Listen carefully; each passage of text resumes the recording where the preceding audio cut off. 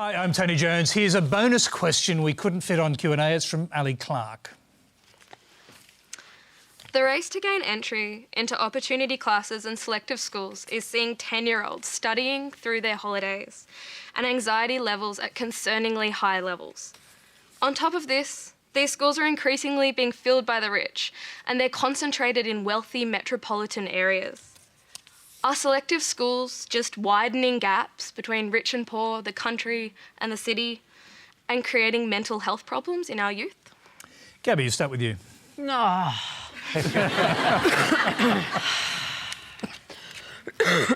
do you think of selective schools, the notion of them? And what do you think about the fact that, as the questioner is suggesting, that you've got kids going to tutors at a fairly young age, working their butts off to try and get into them? Yeah. Yes, look, I agree. That does widen the gap, and I think there are lots of things that are widening the gap. You know, I think that we're not acknowledging the need for a better curriculum that serves the needs of our Indigenous students. That widens the gap.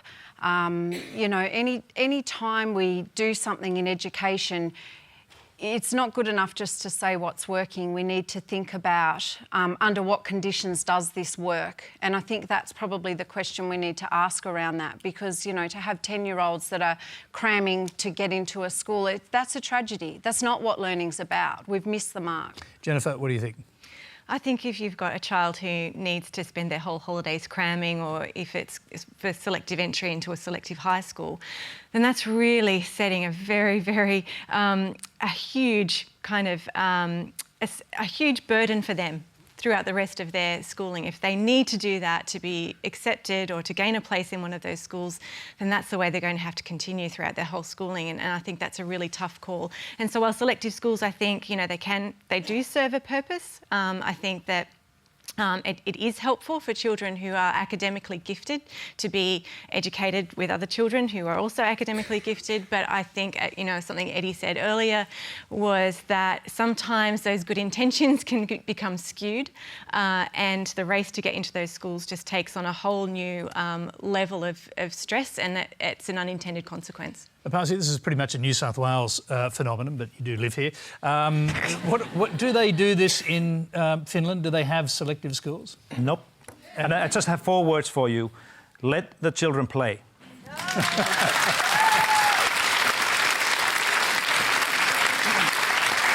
There's a song that goes along with that, but I won't make you sing it. What do you think, Cindy? Oh, look, I'm not a fan of selective schools. I'm actually think, you know, I'm a strong believer in comprehensive high schools. There's a whole lot of research out there that supports, you know, differing abilities of kids and what it does to support their learning. So, you know, I'm all for comprehensive high schools. But does that mean... there's an argument as to whether selective schools are in fact a kind of educational apartheid. What do you think? Definitely. Yeah, absolutely, you know, because, you know, like a comprehensive school, it doesn't matter, you know, like as teachers in a profession, you know, we've got to differentiate learning, you know, and that's what we do.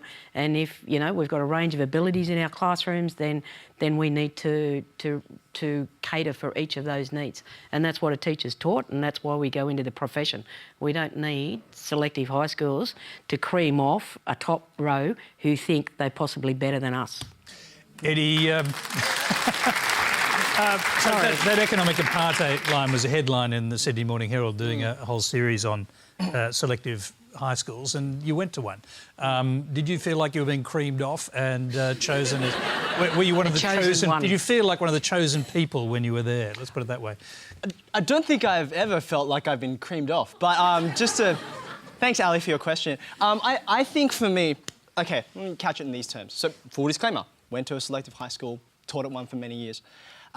We as a country, we love sport.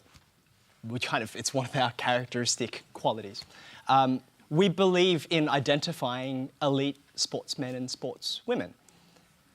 My kids play soccer on a Saturday morning, and they're not elite material. But I think there is a place for both.